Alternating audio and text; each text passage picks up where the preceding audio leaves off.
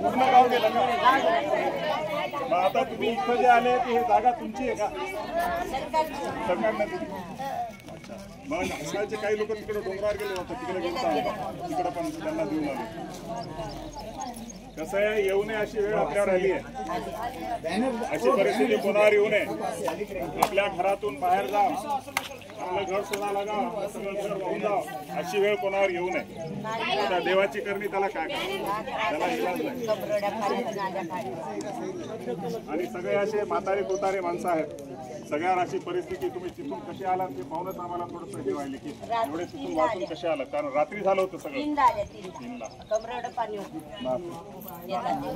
त्या सगळ्यांच्या हिमतीला आमचा नमस्कार आहे बाबा. एवढ्या हिंमत आणि अशा परिस्थितीत तुम्ही राहिलात, तुमचं जेवढं करा.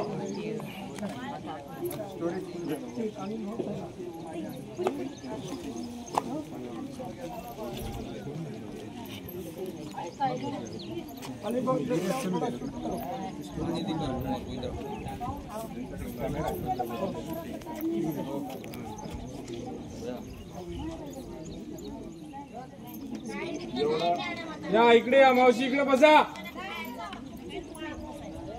ए इकडे या बाया, बसा या. माय बघा, देवानं आपल्याला वाचवलं ना, देवानं आपल्याला वाचवलं हे त्याचे उपकार आहेत. जसं वाचवलं तसं जगायची हिंमत सुद्धा त्याने दिली. आता तुम्हाला आजच्या दिवसाचं एका वेळेस का होईना देवानं तुमच्याकडे पाठवलं की नाही? देवानं तुमची काळजी घ्यायला की नाही घ्यायला?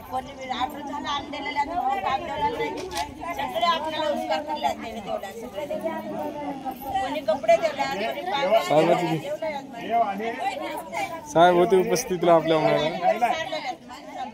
तुमची काळजी घ्यायला देव नाही असं नाही. आता देवानं नाही देऊ त्याला पण ते म्हणणं नाही, त्याला मध्ये यावं ना, इकडे यावं त्याला आवाज द्या.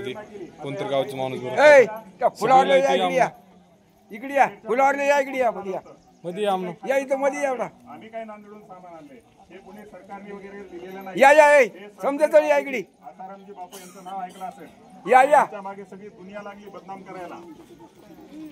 का तर ते सगळे जगात असे चांगले कामं करतात म्हणून. चांगल्याच्या मागे सगळे लागत आहेत.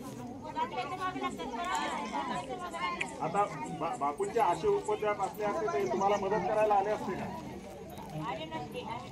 त्यांच्यामध्ये संतांमध्ये जी माणुसकी आहे ती इतर कोणामध्ये सापडते का? 1000 माईचा जन्म झाल्यानंतर संत जन्मतेत.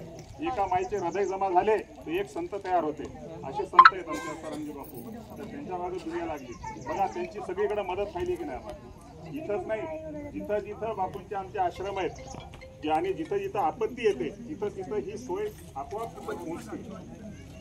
आसाराम बापू.